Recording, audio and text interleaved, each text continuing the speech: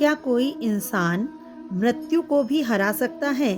एक ऐसा बालक जिसकी आयु केवल 16 वर्ष थी, लेकिन उसकी भक्ति के आगे स्वयं मृत्यु भी हार गई। बहुत समय पहले की बात है।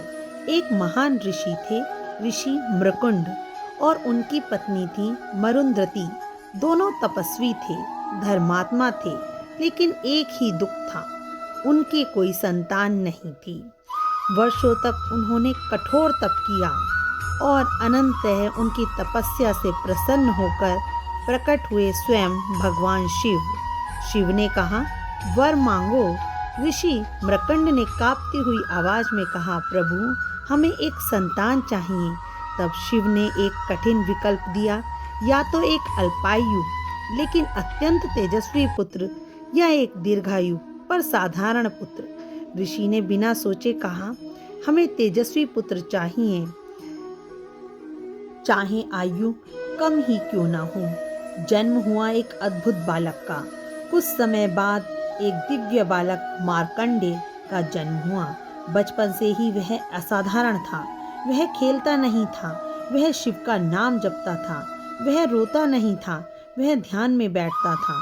लेकिन माता पिता के दिल में एक रहस्य था, एक डर जो हर दिन उन्हें अंदर से तोड़ रहा था।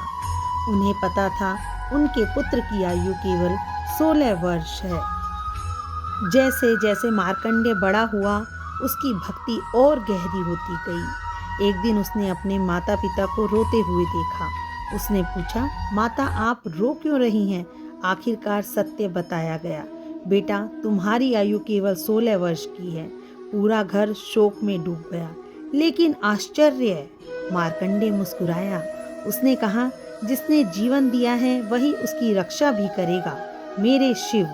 उसने 16वें जन्मदिन पर का दिन भी आ गया। मृत्यु का समय निकट गया था। मार्कंडेय समुद्र तट पर गया। उसने एक शिवलिंग के सामने बैठकर ओम नमः शिवाय का जाप करने लगा। उसकी आंखों में भय नहीं था, सिर्फ अटूट विश्वास था। उधर यमलोक में यमराज को आदेश मिला, समय पूरा हुआ, मृत्यु और भक्ति का सामना होना था। अब यमराज स्वयं प्रकट हुए और बोले, बालक, तुम्हारी आयु समाप्त हो चुकी है। लेकिन मार्कंडेय ने आंखें नहीं खोली। वह शिवलिंग से लिपट गया और तेज जप करने लगा। अब यमराज ने अपना पाश फेंका। यमराज को क्योंकि आदेश मिल चुका था उस बालक को यमलोक लाने का, इसलिए यमराज भी पूरी तरह विवश थे। मृत्यु को सामने खड़ा देखकर भी वो बालक जरा भी विचलित नहीं हुआ और शिव को लिपटे रहा और बड़ी तेज आवाज से उसी तरह से अपने भोलेनाथ का जाप करता रहा। ओम नमः शिवाय, ओम नमः शिवाय का मंत्र का उच्चारण करता रहा। उधर यमराज ने जब अपना पाश शिवलिंग पर फेंका तो वो उस भक्त के साथ साथ शिवलिंग में भी जा फंसा। वो पाश के घेरे में शिवलिंग और बालक दोनों आ गए और उसी क्षण धरती कांप उठी। शिवलिंग से भयंकर प्रकाश निकला और प्रकट हुए महाकाल के रूप में भगवान शिव। उनकी आंखों में क्रोध था। उनका स्वर गूंजा, मेरे भक्त को छूने का साहस कैसे किया? शिव ने यमराज को रोक दिया। कहा जाता है कि उस क्षण स्वयं मृत्यु भी रुक गई। मार्कंडेय रोते हुए बोले, प्रभु, मुझे जीवन नहीं, बस आपकी भक्ति चाहिए। शिव का हृदय पिघल गया। उन्होंने कहा, जो मृत्यु से भी नहीं डरा, जो अंतिम क्षण में भी मेरा नाम जपता रहा, वह अमर कहलाएगा। और उसी क्षण जो हुआ ने मार्कंडेय जी के जीवन और संपूर्ण भाग्य को ही बदल दिया। आपने मार्कंडेय जी को चिरंजीव होने का वरदान दिया।